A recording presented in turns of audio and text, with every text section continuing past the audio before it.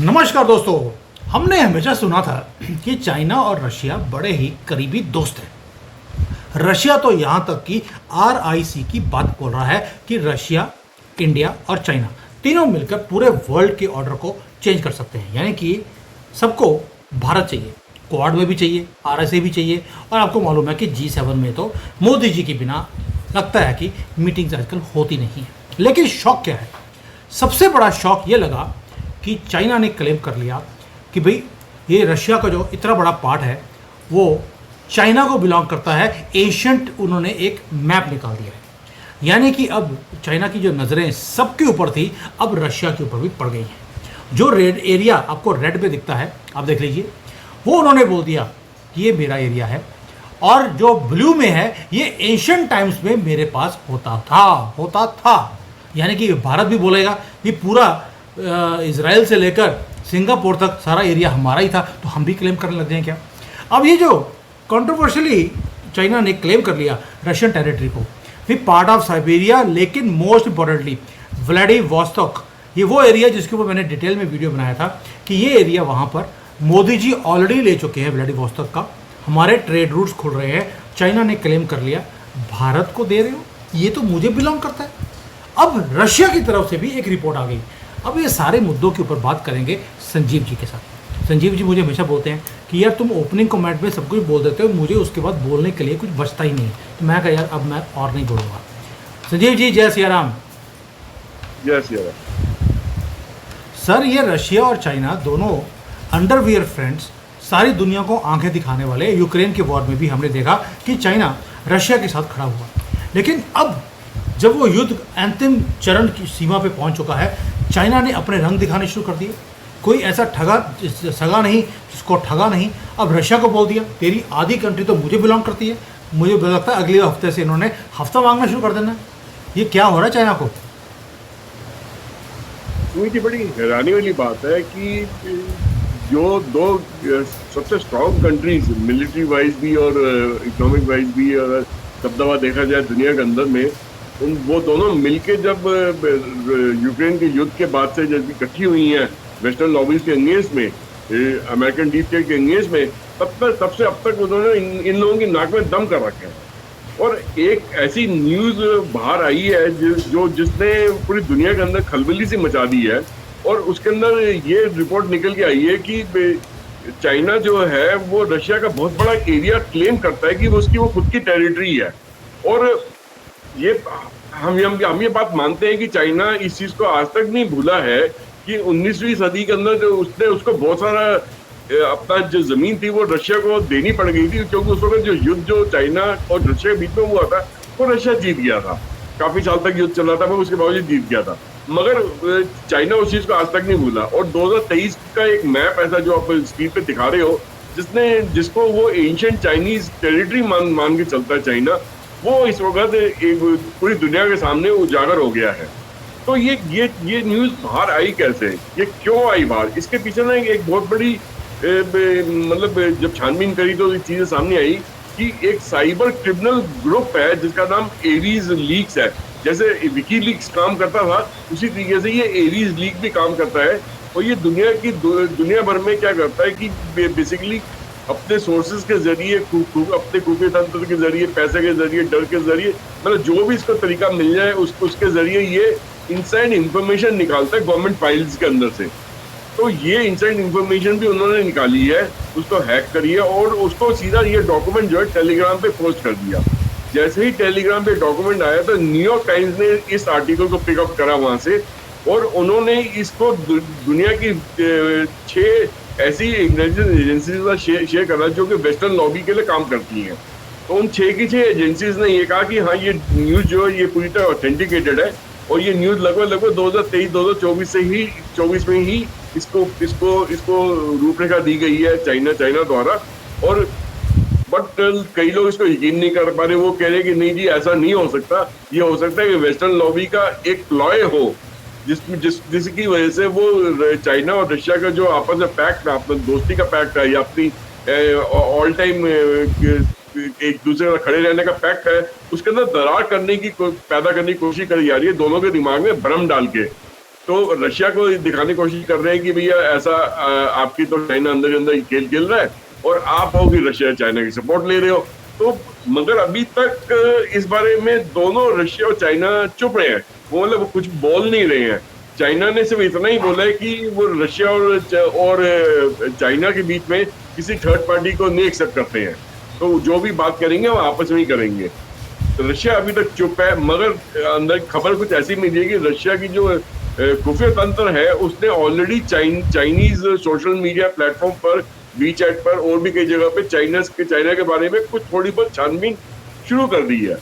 अच्छा, इसके पीछे वजह क्या मानी जा रही है चाइना का? देखिए, यूक्रेन वॉर के बाद में चाइना का रशियन टेरिटरी में इंफ्लुएंस तो बढ़ा है, ये बात तो रशिया से छुपी नहीं हुई है और जिसको मानते भी हैं। क्योंकि क्या हुआ कि लगभग जैसे ही यूक्रेन वॉर शुरू हुई तो रशिया को लगभग अपने अपने 40 से 50 ग्रुप्स, खुफिया तंत्र के जो ग्रुप्स है, स्पाइस के जो ग्रुप्स है, उनको यूक्रेन और यूरोप के कई सारे एरियाज के अंदर भेजना पड़ा इंटरनेट इंफॉर्मेशन निकालने के लिए वॉरफेयर के बारे में। तो बहुत सारा जो अपना जो खुफिया तंत्र जो पूरे रशिया में फैला रहता था उसको उन्होंने वहां से निकाल के इस एरिया में रशिया और यूक्रेन और यूरोप में भेजा। तो उनका जो मैन पावर था वो थोड़ा सा कम पड़ गया। उसका फायदा उठाते हुए चाइना ने अपने खुफिया तंत्र के जो लोग हैं वो रशिया के अंदर घुसाए। यहाँ तक कि रशिया के कई सारे जो एक्स आर्मी पर्सनल्स हैं या उनके जो खुफिया तंत्र के लोग जो रिटायर हो चुके हैं उनको भी हायर करा इंफॉर्मेशन निकालने के लिए। चाइना का ये कहना है कि उसने जो कुछ भी छानबीन करी है वो वॉर से रिलेटेड छानबीन करी है, कि जो वेस्टर्न लॉबीज के जो हथियार जो यूक्रेन यूज कर रहा था वो जो रशिया के अंदर गिरे हैं उसका इम्पैक्ट किस प्रकार से हुआ है। तो वो बेसिकली हथियारों को स्टडी कर रहा था और रशिया के जो हथियार इस्तेमाल हो रहे थे क्या उसका इम्पैक्ट यूक्रेन के ऊपर क्या हुआ है, तो वो सारी छानबीन हो रही है। उसके बारे में रिसर्च एंड डेवलपमेंट वो कर रहा है। वेस्टर्न लॉबीज के लिए नहीं, ये रिसर्च एंड डेवलपमेंट इस प्रकार से नहीं कर रहा है कि उससे वो रशिया को फायदा पहुंचा पाए। वो सिर्फ आने वाले दिनों में इसकी तैयारी कर रहा है कि रशिया जिस प्रकार से हथियारों से वो प्रभावित हो रहा है, क्या हम उस प्रकार के हथियार चाइना में अगर प्रिपेयर करें तो क्या हम रशिया पे आने वाले दिन में कोई वॉर कर सकते हैं या उनका कोई टेरिटरी को अपने अंदर कर सकते हैं जिसका वो अपने मैप में दावा कर रहे हैं। तो इस प्रकार की बातें उभर के आ रही है और वेस्टर्न लॉबी ये दावा कर रही है कि चाइना बहुत बड़ी डबल गेम खेल रहा है रशिया के साथ में। एक तरफ तो रशिया से वो दोस्ती का हाथ बढ़ाता हुआ नजर आ रहा है और दूसरी तरफ रशिया को अंदर ही अंदर वो खोखला करने के चक्कर में है और अल्टीमेटली आने वाले दिनों में हो सकता है रशिया को चाइना से बहुत बड़ा धोखा मिलेगा और रशिया अभी से सतर्क हो जाए, वरना वो अपनी बहुत बड़ी जमीन का हिस्सा जो है खो बैठेगा। तो इस प्रकार की बातें सामने आ रही हैं वहां से। सुमित जी, लेकिन सर देखिए, जैसे आपने बोला कि चाइना क्लेम करता है कि रशिया का बहुत बड़ा पार्ट वो चाइना को बिलोंग करता है, समझ आ गया। लेकिन एक रिपोर्ट और भी आई है, वो आई है रशिया से। ये टॉप सीक्रेट डॉक्यूमेंट है जहां पे चाइना ये क्लेम करता है या रशिया ये क्लेम करता है कि चाइना रशिया का सबसे बड़ा हिडन एनिमी है। अब ये सीक्रेट रिपोर्ट ये बाहर आ गई। अब इसके बाद तो स्यापा पड़ गया चाइना में भी और दुनिया में भी कि भाई चाइना तो बड़ा क्लोजली काम कर रहा था रशिया के साथ। अब ये सारा कैसे हो गया कि चाइना जो है वो रशिया के साथ, देखिए एक तरफ तो ऑपरेशंस कर रहा है, जो आर्कटिक रीजन है अगर आप देखेंगे वो सारा का सारा वो नए सी रूट्स बनाने की बातें बोल रहा है, और दूसरी तरफ रशिया चाइना को अपना सबसे बड़ा हिडन एनिमी भी मानता है। ये दो चीज़ें कैसे हो सकती हैं? एक तरफ चाइना की नज़र है रशिया की ज़मीन के ऊपर, आप उसके बाद ट्रेड रूट्स बना भी रहे हैं, एक दूसरे के साथ BRI के अंदर आप जो ट्रेड है वो कर भी रहे हैं, और ऊपर से आप एक दूसरे को दुश्मन भी मान रहे हैं। How can all this two opposites be together? देखिए, ये इकट्ठे मिलकर चलना एक मजबूरी है रशिया और चाइना की आपस में। उसकी वजह क्या है कि जो इनका जो एनिमी है वो कॉमन है, ठीक है ना। चाइना भी वेस्टर्न लॉबीज के अगेंस्ट हमेशा काम करता रहा है, रशिया भी यूक्रेन के चक्कर में उसको वेस्टर्न लॉबीज के अगेंस्ट काम करना मजबूरी बन गया उसका।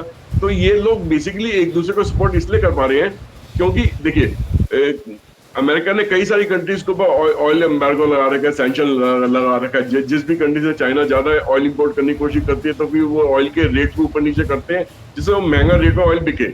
मगर चाइना ने ये बहुत बड़ी अपॉर्चुनिटी देखी कि रशिया को आज की डेट में खूब सारा पैसा चाहिए तो उसका ऑयल मैं खरीद लेता हूँ। तो आज की डेट में जो रशिया जो है वो चाइना का बिगेस्ट सप्लायर बन गया ऑयल का। ऑलमोस्ट 40% जो ऑयल चाइना का जो आता है वो रशिया से आता है। मगर रशिया को उसके बदले में क्या मिल गया, उनको डॉलर्स मिल गए। उस डॉलर्स को वो अपनी कंट्री की इकोनॉमी भी चलाने में इस्तेमाल ले रहे हैं, और साथ ही साथ यूक्रेन के साथ जो वॉरफेयर है उसको बनाए रखने में भी उसको उसका काम में ले रहे हैं। तो बेसिकली डिपेंडेंसी बन गई है रशिया की चाइना के ऊपर। कुछ हद तक ऑयल इंडिया भी रशिया से ले रहा है, कुछ डिपेंडेंसी हमारे पे भी बन गई है, वो हमारे से ज्यादा कई गुना जो डिपेंडेंसी है रशिया के आज की चाइना पर है। साथ ही में जो नॉर्थ सी ट्रेड है उसको उसमें पोर्ट में जो काम हो रहे हैं या उस पर जो डेवलपमेंट इंफ्रास्ट्रक्चर का काम हो रहा है वो उसमें भी बहुत सारी चाइनीज कंपनीज लगी हुई हैं उस काम को डेवलप करने में। तो वो बहुत कम कम भाव रेट में या बहुत कम कॉस्ट में वो बना के दे रहे हैं रशिया को, तो रशिया की डिपेंडेंसी वहां से भी बढ़ गई। तो ऐसा नहीं है कि एक दूसरे पर डिपेंडेंट नहीं है, हाँ एक दूसरे डिपेंडेंट है, मगर अगर ट्रेडिशनली देखा जाए, आप आपकी हिस्ट्री में जाके देखा जाए तो कहीं ना कहीं पे ये चीज कई बार नजर आई है कि रशिया और चाइना आपस में बहुत ज्यादा दोस्ती का हाथ एक दूसरे के साथ नहीं बिता पाए हैं। उनकी दोस्ती कई बार हो चुकी है मगर कई बार टूट भी चुकी है, कई बार आपसी जंग लड़ चुके हैं, फिर आपस दोस्ती कर चुके हैं, फिर लड़ चुके हैं। ये लव एंड हेट रिलेशनशिप उनका चलता आ रहा है और कई सदियों से चलता आ रहा है। तो ये अभी का भी जो दोस्ती का जो माहौल बना हुआ है ये कितने समय तक चलेगा, कहां तक चलेगा, क्या ये ट्रांजेक्शनल है, क्या जिस दिन यूक्रेन वॉर खत्म हो जाएगी कि उसके बाद भी ये बना रहेगा, या आगे भी और बढ़ेंगे और कोई वॉर होगी तो और कोई तकलीफ एक दूसरे पाएगी तब भी एक दूसरे का साथ देंगे, ये आने वाला समय ही बताएगा। बट अभी वेस्टर्न लॉबीज भी पूरी अपनी तरफ से पूरी कोशिश कर रही है कि जो ये ट्रेडिशनल इनका लव रिलेशनशिप का कभी दुश्मन बन गए कभी दोस्त बन गए, उसके अंदर एक बार फिर से क्रैक पैदा करा जाए, क्योंकि अगर क्रैक नहीं पैदा करते हैं तो ये दोनों इतने ताकतवर हो जाएंगे कि वेस्टर्न लॉबीज और अमेरिका इनको मिलकर भी संभाल नहीं पाएगा। यानी कि चाइना और रशिया ये दोनों एक दूसरे को, जिसको बोलते हैं कि फूटी नज़र से भी देखते नहीं हैं। यानी कि रशिया ने ओपनली बोल दिया कि China is their hidden enemy. उसका रीज़न एक और भी हो सकता है कि जो चाइना है वो ऐसा लगता है कि डबल प्ले कर रहा है रशिया के साथ। भाई आप सोच के देखिए कि एक तरफ तो वो सपोर्ट करता है रशिया को यूक्रेन वॉर में, लेकिन वो ये भी चाहता है कि रशिया लंबे युद्ध में फंसा रहे, यानी कि ये कॉन्फ्लिक्ट कभी बंद ही ना हो, ताकि जब रशिया उधर बिजी होगा, थोड़ा सा वीक भी होगा, मिलिटरी नुकसान भी होता है युद्ध के अंदर, तो चाइना को मौका मिल जाएगा कि अपनी बाउंड्री को वो एक्सपेंड कर सकेगा। और जो भारत जो आना चाहता है नॉर्थ में पोर्ट के ऊपर, जो हमने एग्रीमेंट्स ऑलरेडी कर लिए हैं, वो वहाँ पर ना पहुँच सके। यानी कि एक रीजनल पावर बनने के लिए चाइना अपने ज़मीन को बढ़ाना चाहता है। अगर आप याद रखें तो 1962 में भी हमारे साथ यही हुआ था। नेहरू जी क्योंकि अपनी लहरों में बिजी थे, मोहम्मद नेहरू थे, आपको मालूम है ये जो नाम है इसके अंदर ही दिक्कत है। अब ये जो लोग हैं, नेहरू जी लगे रहे कि दोस्ती, हिंदी चाइनी भाई भाई, हमें चाइना ने दोस्ती का हाथ बढ़ाया, लेकिन हमारे ऊपर अटैक कर कर हमारी कितनी ज़मीन उन्होंने हड़प ली। ऐसा भी हो सकता है कि अभी भी वो रशिया के साथ यही कर रहे हो कि रशिया को बोल दिया हिंदी, और नो हिंदी नहीं, अब हो गया रूसी और चीनी भाई भाई, लेकिन वैसे ही अटैक कर कर वो अपनी ज़मीन दोबारा से ले ले, जिसे वो बोलता है हिस्टोरिकली वो मुझे बिलोंग करती थी। अब आपका सबका क्या मानना है इसके बारे में? क्या चाइना क्वाइटली प्लान कर रहा है कि वो रशिया के साथ दोबारा से अलाई दिखाए, लेकिन अपनी हड़प ले ज़मीन, या वेस्टर्न लॉबी ये जो डिफरेंसेस है इसे पैदा करने के लिए वो ये सारे काम कर रही है? ये ओपन क्वेश्चन मैं आपके लिए छोड़ता हूँ। What do you think? क्या चाइना दोगला है या वेस्टर्न पावर्स वो दोगली हैं, वो चाहती हैं कि इन दोनों के बीच में लड़ाई हो? Sanjeev ji, any closing comment? Sumit ji देखिए, ये तो चेस का जो खेल है ना, ये तो ग्लोबल जियो पॉलिटिक्स में खेलना ही पड़ता है, इसके वजह काम चलते नहीं, आपको नए नए समीकरण पैदा करते रहने पड़ते हैं। अब देखिए, जैसे ही डोनाल्ड ट्रंप ने 20 जनवरी को शपथ ली थी, तब से अब तक कितनी खलबली मच चुकी है। क्या क्या उन्होंने कहा था मैं आते ही रशिया और यूक्रेन का वॉर रुकवा दूंगा, क्या रुकी वॉर? उन्होंने कहा था कि ईरान अगर न्यूक्लियर एसिड्स नहीं खत्म करेगा, यहाँ से डील नहीं करेगा तो मैं अटैक कर दूंगा। क्या अमेरिका ने यूक्रेन पे अटैक कर दिया? क्या सेम चीज चाइना को बोली थी कि भैया तुम ताइवान को आंख दिखानी बंद कर दो, वरना मैं तबाह कर दूंगा। क्या अमेरिका ने चाइना को तबाह कर दिया? तो इनसे कोई सवाल ना करे, वेस्टर्न लॉबी से भी तुम अपनी जो बात करिए वो तो तुम पूरी कर नहीं पा रहे हो, या उस पर तुम टिके तो रह नहीं सकते हो। रशिया चाइना के पीछे पड़ के क्या होगा? हिम्मत तो भिड़ के दिखा दो एक बारी पे, ठीक है ना? अगर अमेरिका सर, अगर अमेरिका कभी भी बड़ी कंट्री के साथ कभी भिड़ता नहीं है, उसका ट्रैक रिकॉर्ड रहा है, वो छोटी छोटी कंट्री से भिड़ता है और वहाँ पे भी हार जाता है। वियतनाम, इराक, आप देख लीजिए कोई कंट्री, अफगानिस्तान, सब जगह पे रात के अंधेरे में छुप कर भागे हैं। इतनी ताकत है अमेरिका की। सुमित जी देखिए, ये तो रशिया और अमेरिका के, रशिया और चाइना की रेजिलियंस पर डिपेंड करता है अब कि क्या ये वेस्टर्न लॉबी की जो चाल है इनको आपस में अलग करने की, क्या ये टूटते हैं या अभी भी फेविकोल का जोड़ बनाए रखते हैं ताकि इनका सामना करा जा सके। मुझे ऐसा लगता है कि इस जोड़ को इतना आसानी से नहीं तोड़ पाएंगे, थोड़ा समय लगेगा। अभी अभी अभी जो हथौड़ा मारा या चोट पहुंचाने की कोशिश करी है इन्होंने इस लीग के जरिए, इसका असर कुछ ना कुछ हो सकता है डिप्लोमेटिक चैनल्स पे या बैक चैनल्स पे। रशिया और चाइना मिलकर आपस में सॉल्व कर ले, दुनिया को पता भी ना चले। बट अमेरिका और जो यूरोपियन डीप स्टेट है वो इस एक बार से कुछ होने वाला नहीं है। उसको उनको रशिया और चाइना को लगातार अगर इस लेवल पे डील करना पड़ेगा, तब जाके कहीं जाके उसका असर आने वाले 3 या 4 साल में जाके हो, शायद हो तो हो, वरना तो बिल्कुल भी ना हो। तो क्योंकि ये लोग इन चीजों से डरते घबराने वाले लोग नहीं है। ये लोग बहुत मेहनत से ऊपर उठे हुए लोग हैं। इनके जो वर्कर्स हैं, इनके जो पूरा उस टाइप से ये आराम प्रस्त लोग नहीं है बिल्कुल भी वेस्टर्न लॉबीज की तरह में कि भाई वो born with the silver spoon वाले लोग नहीं है। इन्होंने अपने बहुत मेहनत करके इस लेवल पे उठे हैं लोग, रशिया हो या चाइना हो या इंडिया हो, जो भी हो। तो ये लोग ये छोटी मोटी बातों से घबराते नहीं। इनके खुद के पार्लियामेंट में इनको इतनी गालियां पड़ती हैं, तो बाहर से भी 2 गालियां पड़ जाएंगी तो क्या फर्क पड़ता है। तो ये घबराने वालों में से लोग नहीं है। यस, बिल्कुल आपकी बात तो माननी पड़ेगी कि वेस्टर्न लॉबी की तरह नहीं है, बॉर्न विद अ सिल्वर और गोल्डन स्पून, और वो स्पून भी भारत से ही चुरा कर लेके गए थे। बिल्कुल सही कह रहे हैं कि रशिया हो, चाइना हो, ये मेहनत करने वाली कंट्रीज़ हैं। ये छोटी मोटी बातों से या वेस्टर्न लॉबी की इंटरफेरेंस से ये घबराते नहीं हैं। बाकी आपको मालूम है हमारे यहाँ तो स्टेटमेंट एक बड़ी ही कॉमन है, आपने घबराना नहीं है। तो ये आप समझ सकते हैं कि हम एशियंस घबराते नहीं हैं। बाकी देखते हैं कि आगे जाकर क्या चाइना अपने जो मंसूबे हैं कि भाई रशिया की ज़मीन को वो हड़प ले, क्या वो पूरा करेगा? क्या इतनी बड़ी कंट्री, रशिया जैसी कंट्री से पंगा लेगा चाइना?